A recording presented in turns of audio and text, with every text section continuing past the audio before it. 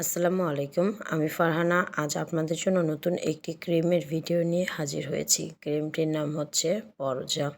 ক্রিমটি মূলত স্ক্যাবিস রোগের জন্য ব্যবহার করা হয়। এই ক্রিমটি কী জন্য ব্যবহার করা হয়, কিভাবে ব্যবহার করবেন, ব্যবহারের পর সম্ভাব্য পার্শ্ব প্রতিক্রিয়া কী এবং গুরুত্বপূর্ণ কিছু কথা সম্পর্কে সম্পূর্ণ ভিডিওটিতে আলোচনা করা হবে। সো ভিডিওটি স্কিপ না করে সম্পূর্ণ ভিডিওটি দেখবেন আশা করছি।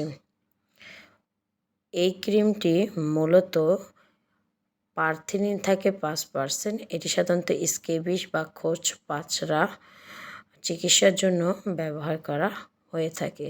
কিসের জন্য ব্যবহার করবেন? স্ক্যাবিস বা খোঁচ পাচড়া এবং ত্বকে স্ক্যাবিসের মাইট বা ক্ষুদ্র পরজীবী ধ্বংস করতে ব্যবহার করা হয়ে থাকে। কিভাবে ব্যবহার করবেন? 1. রাতে গোসল করে ত্বক শুকিয়ে নিন। 2. গলা থেকে পায়ের আঙ্গুল পর্যন্ত পুরো শরীরে পাতলা করে লাগান। 3. আঙ্গুলের ফাঁক, নখের নিচ, কবজি, বগল, কোমর, কুঁচকি এইসব জায়গায় ভালো করে লাগান। 8 থেকে 14 ঘন্টা রেখে সকালে ধুয়ে ফেলুন।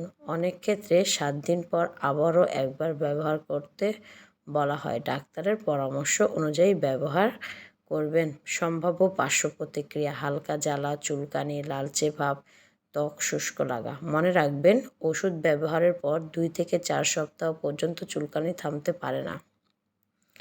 গুরুত্বপূর্ণ সতর্কতা: চোখ, মুখ, নাক বা ক্ষত স্থানে লাগাবেন না, শুধু বাহ্যিক ব্যবহারের জন্য।